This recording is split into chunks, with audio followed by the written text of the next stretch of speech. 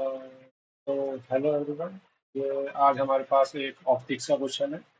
हम इसको ट्राई करने वाले हैं। आप वीडियो को पॉज करके उसको ट्राई कर लो और फिर मैं बताता हूँ। तो ठीक है। अब इस क्वेश्चन में हमको दिया है कि एक हमारा इंसिडेंट रे है और एक हमारा रिफ्लेक्टेड रे दिया है। रिफ्लेक्टेड रे का वेक्टर दिया है, दोनों वेक्टर फॉर्म में दिया है। और हमसे कुछ मीटर के बारे में पूछा है कि किस डायरेक्शन में प्लेस होगा, किस प्लेन में होगा, और एंगल ऑफ इंसिडेंट पूछा है। ठीक है। तो इन क्वेश्चन को करने के लिए जनरली हमको वेक्टर फॉर्म यूज करनी पड़ती है। और इस क्वेश्चन में आप देखोगे कि थोड़ा ऑब्जर्वेशन से ये जल्दी जल्दी हो पाए। तो ये इसमें देख सकते हैं कि सिर्फ जे कंपोनेंट का साइन चेंज होता है। मतलब हम कह सकते हैं कि जैसे हमारा मिरर मिरर होता है, कोई भी हमारा मिरर है, उसके जो परपेंडिकुलर रे आती है वो तो वो डायरेक्शन चेंज करके उसी डायरेक्शन में रिवर्ट हो जाती है। और जो पैरेलल रे आती है उसमें कुछ चेंज नहीं होता है। तो इस जो इंसिडेंट रे में सिर्फ हमारा जो जे कंपोनेंट है उसका साइन चेंज हुआ है। इससे हम क्या कंक्लूड कर सकते हैं? तो हम जो जे होगा वो हमारा मिरर के परपेंडिकुलर होगा। मतलब हम ये कह सकते हैं कि जो हमारा मिरर का परपेंडिकुलर नॉर्मल है, मतलब वो हो सकता है प्लस माइनस जे। अब बात आती है कि प्लस जे होगा या माइनस जे होगा। तो देखो, मिरर है तो दोनों नॉर्मल पॉसिबल है, प्लस जे भी पॉसिबल है, माइनस जे भी पॉसिबल है। उसका रिफ्लेक्टिंग साइड कौन सा है इस पे डिपेंड ही नहीं करता, दोनों परपेंडिकुलर है मिरर, दोनों नॉर्मल हो सकते हैं। अगर हमको ये पूछा होता कि रिफ्लेक्टिंग साइड कौन सी है, मतलब कहाँ से रिफ्लेक्ट हो रहा है, तो उसके लिए हम ये देख सकते हैं कि जो हमारा इंसिडेंट रे में प्लस फोर आई है, मतलब जो हमारा रे है वो प्लस वाई वाई डायरेक्शन में ट्रेवल कर रहा है। इसका मतलब जो हमारा वो होगा प्लस जे होगा। पर इन्होंने सिर्फ नॉर्मल ऑफ द मिरर लिखा है तो माइनस जे भी पॉसिबल है, प्लस माइनस जे दोनों ऑप्शन पॉसिबल है। तो मल्टीपल करेक्ट ऑप्शन है, तो ये भी हमारा सही हो जाएगा। ठीक है। तो फिर हमारा आता है कि कौन से प्लेन, अगर उसका नॉर्मल वेक्टर जे प्लेन में है तो मतलब जे है, तो मतलब वो जो प्लेन होगा, जो मिरर होगा वो एग्जैक्ट प्लेन में ही होगा। तो ये एग्जैक्ट प्लेन हो जाएगा, तो एक्स वाई प्लेन वाला गलत हो गया।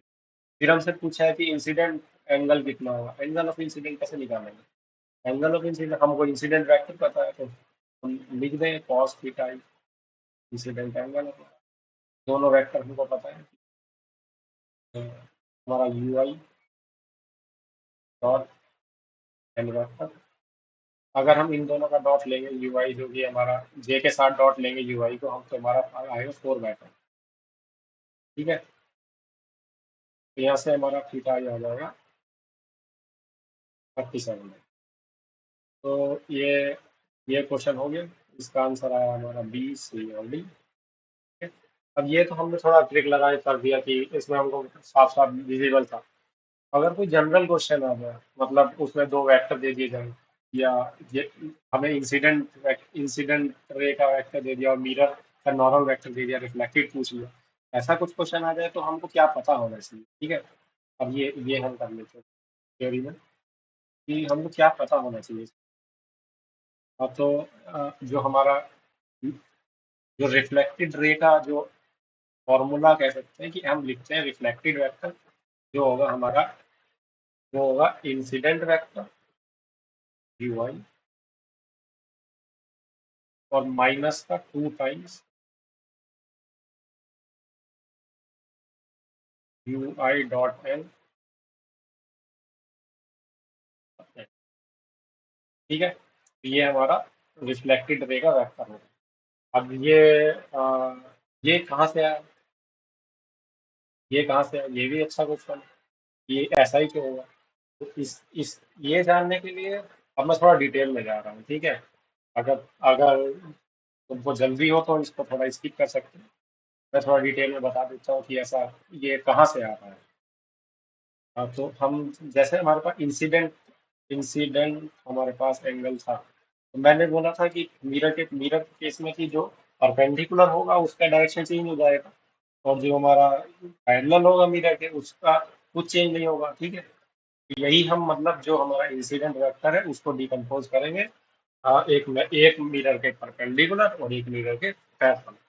तो अगर हम मिरर के परपेंडिकुलर करें तो वो आएगा हमारा U I dot N,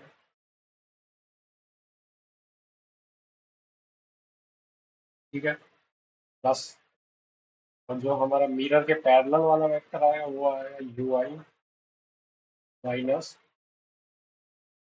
you I dot dot N, ठीक है। ये हो गया हमारा यू आई, ये हमने डिकम्पोज कर दिया। अब हम बोल रहे हैं कि रिफ्लेक्टेड रे कैसा होगा, मतलब यू आर हम कैसे लिखेंगे। यू आर हम लिखेंगे, ये जो पैरेलल, ये पैरेलल टू मिरर है, सॉरी, ये पैरेलल टू मिरर है। हाँ, ये पैरेलल टू मिरर है।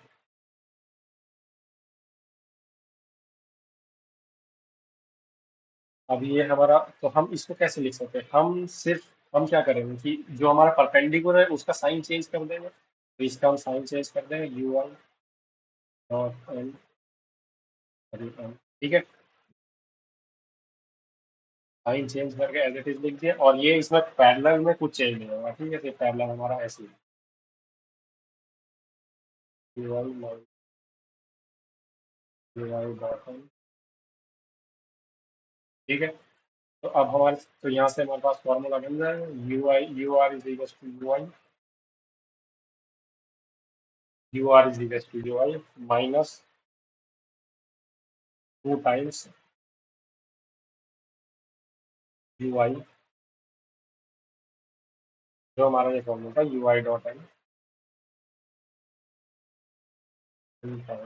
ठीक है। तो इससे हम क्या क्या कर सकते हैं इस फॉर्मूले से। इस क्वेश्चन में हमको यू आर माइनस यू आई दे दिया था, यू आर दे दिया था और यू आई दे दिया था, और हमको नॉर्मल के बारे में कुछ पूछा था, तो हम यू आर माइनस यू आई निकाल सकते थे यहाँ से। यू आर माइनस यू आई क्या है? मतलब हम इसमें से ये माइनस कर देते हैं, यू आर रिफ्लेक्टेड रे में से माइनस करें तो आई कंपोनेंट माइनस हो जाएगा, ठीक है। और सिर्फ ये हमारा जो ये कंपोनेंट है, मतलब जे कंपोनेंट ये बचेगा। तो तो यहाँ से भी हमको क्या पता चलेगा कि जे कंपोनेंट बचेगा, जो कि 4/5 प्लस का आ जाएगा। आ, हम कह सकते हैं ये 8/5 जे आ जाएगा, आप नेगेटिव करके निकाल लेना, ठीक है। ये माइनस का 8/5 जे आ जाएगा। यहाँ से हमको क्या पता चल जाता है, जो हमारा नॉर्मल वेक्टर है वो, मतलब जो ये हमारा यू आर माइनस यू आई क्या है, नॉर्मल वेक्टर के वो है, मतलब डायरेक्शन इसकी नॉर्मल वेक्टर की उसमें होगी। तो हम इसको इसको इसको भूल जाएंगे, मतलब सिर्फ डायरेक्शन देखेंगे कि किस डायरेक्शन में, तो यहाँ से हमको पता चल जाएगा कि नॉर्मल वेक्टर हमारे कहाँ है। बाकी तो हम जो हमारा हमारा इंसिडेंट निकाला था वो इधर से याद आएगा, ठीक है, प्लेन भी होगा। तो ये था हमारा वेक्टर रिप्रेजेंटेशन ऑफ मिरर, ठीक है। कुछ चीज़ समझ में ना आए तो कमेंट कर देना, बता देंगे उसको।